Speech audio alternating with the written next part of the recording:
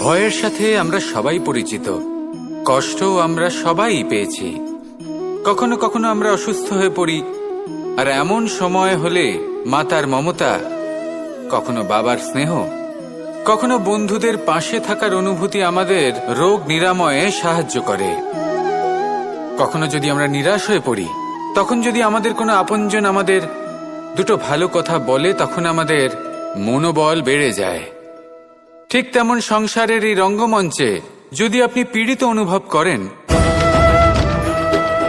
কিছু শুভ কথা আলোচনা করুন, কিছু স্তুতি গান করুন, কিছু মুহূর্তের জন্য হলেও নিজের ইষ্টদেবের কথা স্মরণ করুন আর প্রার্থনা করুন। সাহস বাড়বে, শক্তিও বৃদ্ধি পাবে এবং সামনে এগিয়ে চলার পথও দেখতে পাবেন। তখন এই মন প্রসন্ন হয়ে বলবে, রাধা রাধা।